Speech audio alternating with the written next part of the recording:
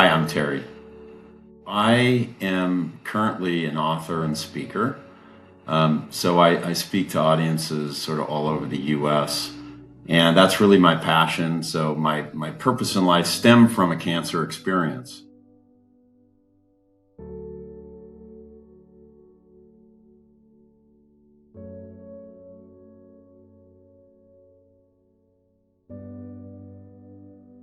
I had a couple of encounters with friends who said, "Hey, I noticed there's something on the right side of your nose. Is everything all right?" Which was odd because I didn't even notice it looking in the mirror. But I guess I wasn't that focused on looking at myself at that stage of my life. There really wasn't any pain or discoloration or any of that. So it just didn't seem like it could be anything nefarious at that point. I was living a good life. I call it my life on Easy Street. I was the president of my fraternity. I was a senior at UC Berkeley. I had a girlfriend. I was working 3 days a week at a law firm in San Francisco. So somehow I was managing to do all of this stuff and never felt stressed out. When I first noticed my right nostril flaring out as a result of this lump that was forming behind it, I went to an ENT doc who basically thought it was a pimple, and being 20 years old at the time, I was pretty certain it wasn't.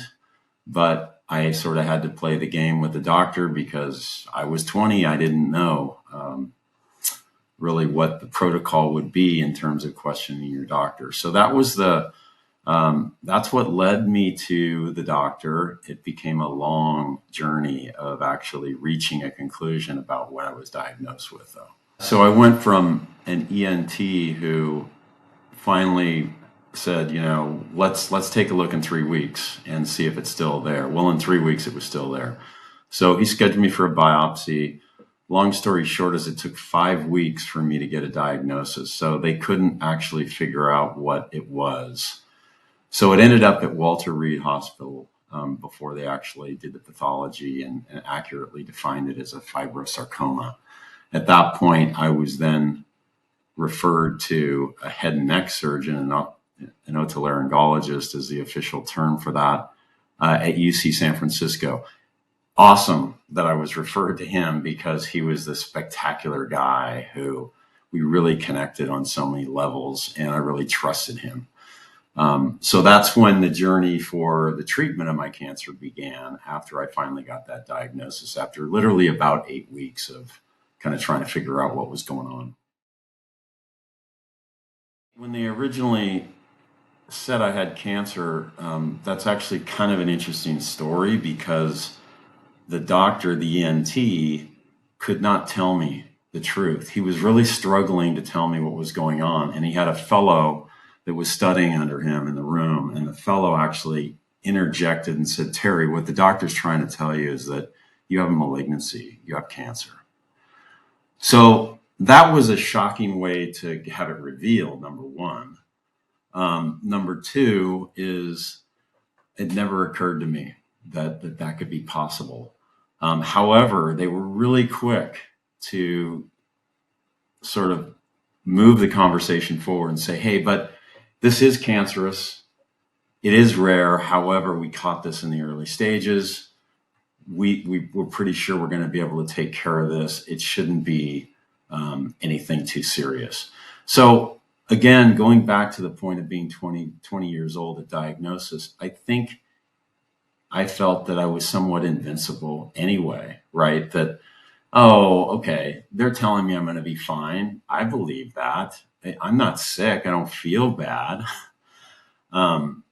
Everything seems fine, so I think initially I was kind of maybe a little blindsided, but honestly not that freaked out by it. Certainly my faith played a big role. So I don't want to underestimate or understate the importance of that. And I did pray, and I tried to find courage and strength because I knew that I was going to need it.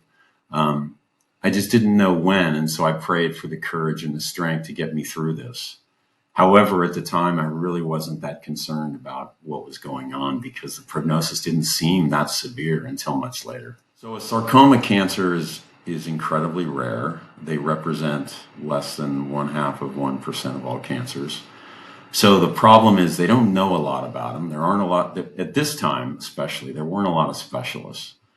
There weren't sarcoma centers back in 1985 like there are now.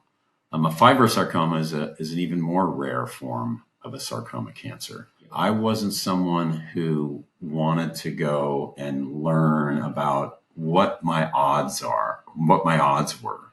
I didn't really want to know what was ahead of me. I sort of felt like I'm just going to tackle this one day at a time, and I don't want to get ahead of myself. That's sort of the way I was fortunate to live my life because I didn't allow myself to get into this anxiety cycle of worrying too much. And you could also argue that maybe I was somewhat ignorant, that I was not someone that was seeking the answers that probably I would today at my age, right? But again, I think it goes back to I had the world by the tail. Yeah, I had this really rare form of cancer that they didn't know much about, but they also told me that it wasn't something that was going to be probably a serious situation. So I sort of moved about my life. Initially, they said, we're just going to treat this with surgery and surgery only. So I believe that. Now, keep in mind, this is pre-internet, so there wasn't information as readily available as there is now, but I sort of accepted that. Okay, that's what they're telling me. They're the experts. This is UC San Francisco. This is a great institution. I trust them. So that's what was told to me. That's what I took. I moved on with my life. And that recurrence happened 6 months later. What started to transpire was I started to feel these tingling sensations in my cheek, my right cheek. And it felt like ants kind of crawling through my skin. It's hard to describe, but that's the best way I can describe it. And when I started to feel that, I started poking around, and I noticed that I felt this hard mass, kind of on my upper lip here, so below my right nostril. That's where I felt it initially. So I knew I needed to go back to the doctor, and that was the beginning of sort of figuring out that there was a recurrence going on. And so it was an acceleration and that was really when I began to realize, wow, this is a serious situation, because it was, we need a CAT scan today. I'm going to schedule you for surgery. And I was like, what do you mean you're scheduling me for surgery? What's going on? We don't even have the CAT scan results. But he knew what was going on, and he was doing these backup plans just so he had the information, right? But he knew that the tumor had recurred. So yeah, and then I was scheduled for the tumor board, which is a whole other experience that was eye-opening in ways that I never would have anticipated. So that's what led to my doctor finally telling me after the tumor board what was ahead of me and what this next procedure would look like. My parents were with me. One of my brothers was with me, and we sat in a waiting room for, I'm not kidding you, 4 hours. And we kept waiting and waiting and waiting, and there was no information coming back to us. We had no idea why we were waiting so long. When my doctor reappeared, he came in and he said, we've had our discussion, and, I'm going to be honest with you. We spent most of the time at the tumor board talking about your case. Your case is very complicated. It's complex, blah, blah, blah. And I sort of knew this going in because I was examined by every single one of these 15 doctors. They literally came in and examined me and felt me and looked at me and gave me weird glances. So I sort of had this bad feeling based on the way they interacted with me. But he came in and he said, Terry, this is now a very serious situation. We're probably going to have to remove part of your nose. We might have to remove your right eye. We're probably going to do a whole bunch of stuff, and I don't know exactly what we're going to have to do until we get in there. And so, again, 21 years old, thinking about losing half my nose. But I'll tell you, the most important part of what he told me was losing my eye. That freaked me out more than anything else. And that's when I really started to get emotional, right? And so then, I had my own emotional experience following that meeting. But yeah, that was a whole different world now that I was waking up to. So I went in for the procedure again, not really knowing what was going to happen. Because they didn't really know. I just knew it was going to be serious, right? So I have the procedure, and the one thing I'll never forget is waking up in the recovery room and not being able to open my eyes and starting to panic, thinking, oh my God, they've removed my eye, right? And so I started kind of asking for help, right? My procedure went much longer, so I was now into the evening hours. So I think I was the only patient like left in the recovery room. So it was dark and quiet, and so finally a nurse came over, recovery room nurse came over, and she said, what can I do to help you make feel better? And I said, my eye, what's going on with my eye? And so she started to rub it with some kind of a cotton salve on it, and I began to see. I could start to see. So then I realized, oh my God, I have my eye. So that relieves some of that stress, right? But then I was carted to my room, and the reality of the situation didn't really occur to me until the next day because I was so out of it that night. I think we're all familiar with the Elephant Man. That's when I looked in the mirror, I thought, oh my God, I'm the Elephant Man. I had this deltopectoral flap, they call it, from my chest attached to my face. So I had all this tissue, literally a tube, looked like a huge sausage attached to my face. And the idea there was that they had to get a full thickness skin graft in order to create an environment where they could actually transplant tissue to my face. So that was over 2 weeks that was going to sit there on my face. So they told me that would be there for at least 2 weeks. I wasn't leaving the hospital for that period of time. And looking at my face, I could tell my nose was all messed up. Lots of blood, lots of stitches. My eyes looked symmetrical at that point. I noticed that they looked symmetrical. My mouth still looks symmetrical. So there were things that would happen later that would cause more of the facial difference, disfigurement, whatever terms we want to use. That transpired later. So initially, yeah, it was shocking. It looked horrible. After that major procedure, I did have to have 2 more procedures to remove additional malignancy that was still there. And I'll be honest, that's when you start to freak out even more because you start to think, man, maybe they're never going to catch this. So those thoughts started to enter my mind.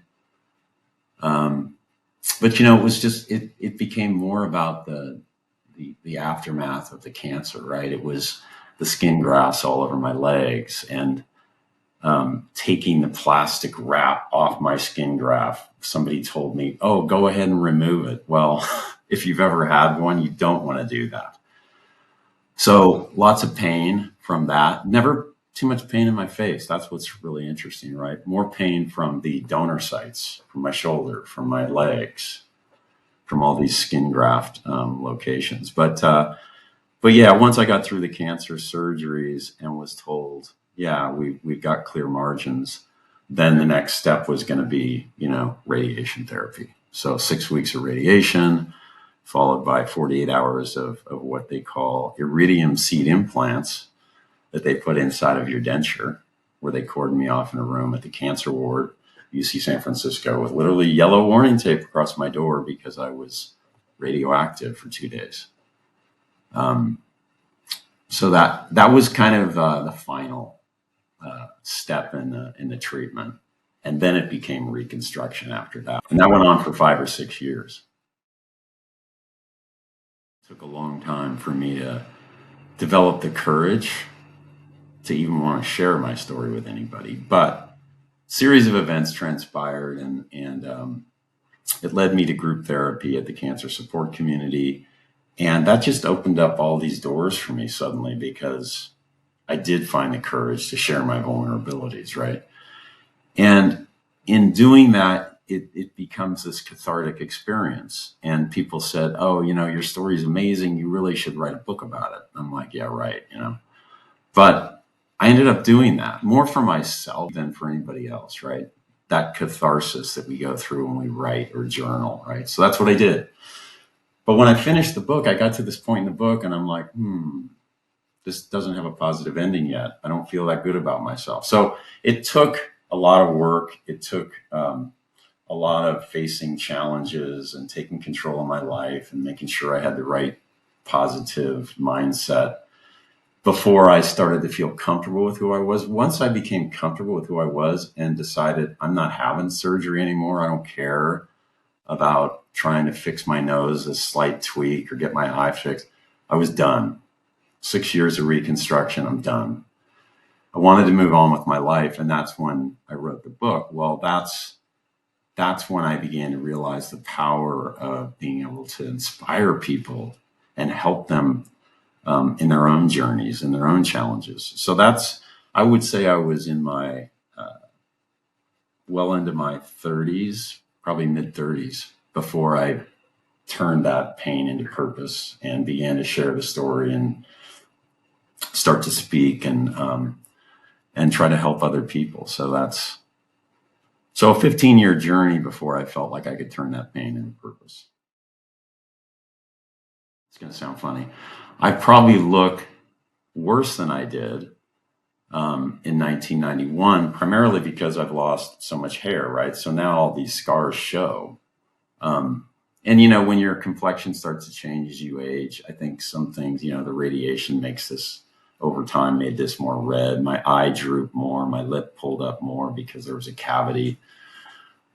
So, that's there, but I will tell you that it's all about how you feel about yourself. I mean, I don't really look at myself in the mirror and get bummed out. I look in the mirror and I get life perspective. I get reminded of my battle scars as a positive. And I look and I say, those are battle scars of healing, not of pain. And so here's the funny thing. When I walk down the street now, kids never point at me. Kids don't stare at me. Children don't giggle at me. All that stuff happened when I was in my 20s. I had horrible experiences. But so what's changed, right? I don't look any better. What's changed is how I feel about myself. And I think that's how people perceive you, right? If you feel good about yourself, people don't notice you as something weak. I think you just blend in more. But I think people are very perceptive, right? And they see somebody with their head down who doesn't feel good about themselves. They might look at you twice, instead of just allowing me to blend in, which is what I want to be. I just want to blend in. I'd never wish it on anyone, but grateful for the experience because it gave me life perspective. It gave me purpose. It helped me become more empathetic. Those are the gifts in disguise, I guess I'll say. So I wouldn't trade it for anything. And I know that sounds maybe strange to some people, but I wouldn't. I think I'm happier because of what happened to me. And again, I'm grateful, and I'm grateful to the people that cared for me. I speak at nursing conferences, and I share the things that nurses did to help me get through, to cope. Their focus is always on better patient outcomes, but I'll tell you, they're amazing people. My doctors were amazing people. So just grateful. It's a little different depending upon the audience. So when I do middle schools and high schools and even colleges, it's a little bit more about appearance and resilience. So those are great opportunities to help kids and young adults get those lessons and messages that we really shouldn't judge people at face value. So I go through this whole exercise with them in the beginning and the end, right? To demonstrate and to help seal it in their brains that we all make judgments when we first look at people, right? But when we get to know them just a tiny bit, we have very different perceptions of who they are. So I try to instill that kind of a message for kids that age, because I think it's important. And then we touched on medical healthcare. I speak to a lot of those audiences, even pharmaceuticals, but they, there it's really about sharing stories about what my healthcare team did for me, as a way to share with them the impact that they can have on patients, right? Because they need to hear that. One, I don't think it's a bad idea to be a hypochondriac. You hear people criticize people for being hypochondriacs. I think that if you are at some level of unease about something that's going on, go to a doctor. And I know everybody can't afford to always do that, right? But you owe it to yourself. It gives you peace of mind. 9 times out of 10, you might be fine. But that peace of mind is just so important, because that helps with our mental and our physical and our psychological being. I would also say to people, don't allow yourself to be consumed by your illness. When I was going through my own support groups, I found a lot of people you asked me this earlier, a lot of people had quit their jobs. A lot of people had sort of withdrawn from their lives to focus on taking care of themselves. And don't get me wrong, self-care is critical. It's really, really important. But I think you need to have some kind of a purpose. You don't want to spend a ton of time by yourself thinking about your illness. And so if you're not doing some level of group therapy or therapy, I think that's really, really important to share with other people. And here's one of the reasons why. I think that when we talk to our friends and our loved ones, they usually tell us what we want to hear. And I don't mean that in a negative way. They love us, right? So they're always going to say, oh, you're great, you're the best, you're going to be fine. But when you talk to people that don't know you, you get sort of different perspectives about things. And I think that those things become even more meaningful. So when they give courage, when they give encouragement, and when they tell you things that make you feel good, in a weird way, I think it's almost more impactful. So I think there's so much power in sharing your vulnerabilities with other people.